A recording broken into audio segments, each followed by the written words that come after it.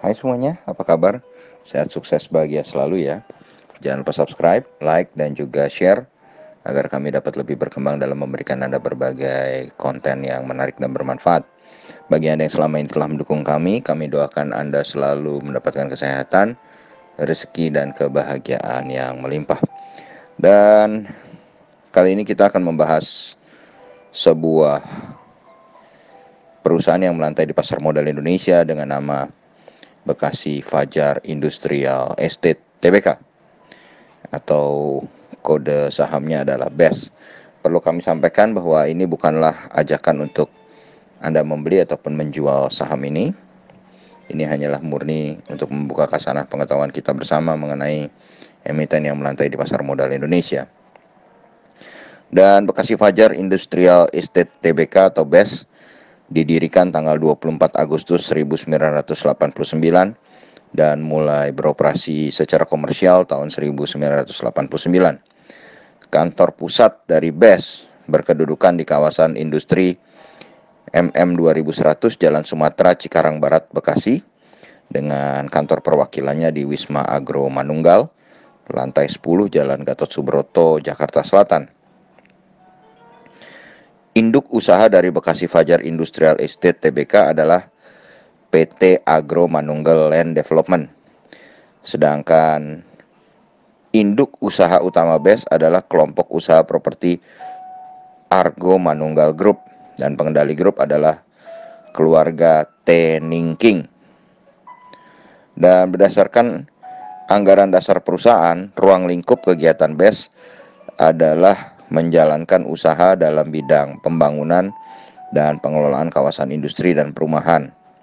Kegiatan usaha yang dijalankan BES adalah pembangunan dan pengelolaan kawasan industri dan properti berikut seluruh sarana dan prasarana: pengelolaan kawasan, penyediaan air bersih, pengelolaan air limbah, serta fasilitas pendukung seperti lapangan golf, coffee shop, restoran Jepang, di mana seluruh fasilitas tersebut berada di area clubhouse.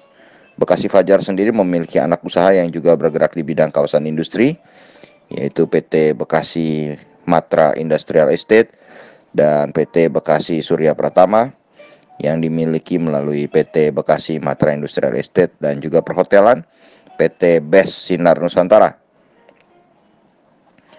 Dan Bekasi Fajar Industrial Estate ini atau BES kami bahas juga berkaitan dengan santernya berita dengan lulusnya UU Cipta Karya atau Omnibus Law yang konon akan membawa banyak investor ke Indonesia, dan sebagai saham yang bergerak di bidang properti khususnya di bidang kawasan industri, BES sering didengung-dengungkan akan mendapatkan keuntungan dari adanya Omnibus Law. Mari kita lihat sahamnya.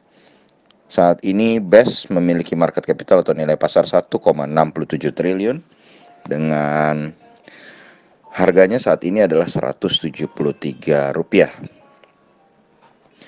Dan BES sendiri sebenarnya sudah cukup lama melantai di pasar modal Indonesia, yaitu sejak 10 April 2012.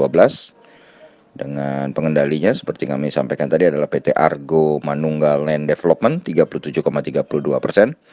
Kemudian MKes Client Repo 10,81%, Daiwa House Industry Corporated Limited 10%, SHBC Fund Service Cayman Island 5,75%, dan masyarakat sebesar 36,12%. Kemudian ada komisaris utamanya Bapak Marzuki Usman, yang juga merupakan komisaris independen, dan direktur utamanya adalah Yoshihiro Kobi dari Jepang. Yang perlu kita catat atau kita perhatikan adalah sosok dari Bapak Marzuki Usman, yang juga merupakan seorang ekonom dan juga pakar pasar modal yang sudah melahirkan buku berjudul Pengetahuan Dasar Pasar Modal, dan juga pernah menjabat sebagai Menteri Pariwisata, Pos, dan Telekomunikasi. serta pernah menjabat sebagai Menteri Kehutanan dan Perkebunan. Dan beliau adalah alumni dari Duke University, Amerika. Dan kalau kita lihat dari pendapatannya atau earning per share-nya, memang dari tahun 2017 sampai saat ini Bekasi Fajar atau BES terus mengalami penurunan earning per share. Dari tahun 2017 50, ke 2018 44, 2019 ke 39, dan tahun 2020 ini yang paling telak, yaitu minus 8. Walaupun kita lihat di Q2 Bekasi Fajar mengalami kenaikan yang cukup lumayan ya, baik secara Q on Q maupun secara year on year. Dan sales dari Bekasi Fajar sendiri adalah 153,87 miliar rupiah, asetnya 6,4 triliun, liabilitas 1,96 triliun rupiah, equity 4,43 triliun dengan net profitnya minus atau mengalami kerugian 37,26 miliar. Book value per share dari BES sendiri adalah 459. Ini menghasilkan memang valuasi yang sangat murah bagi BES. Secara book value, ini price to book value ratio-nya hanya 0,38 kali, jauh di bawah 1. Sedangkan price earning ratio-nya karena BES berada dalam teritori rugi, maka berada dalam minus 22,4 kali.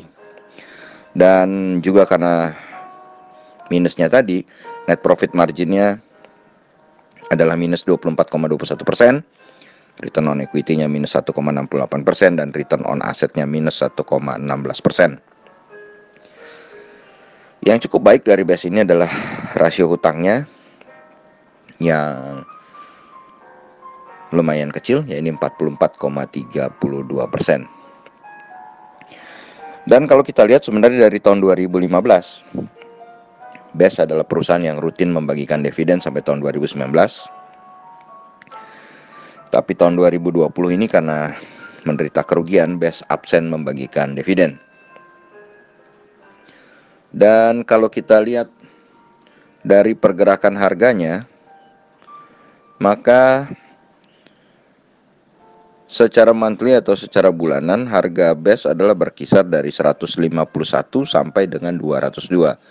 Ini membuat harga 173 sudah hampir berada di tengah-tengah ya, atau di mid channel-nya.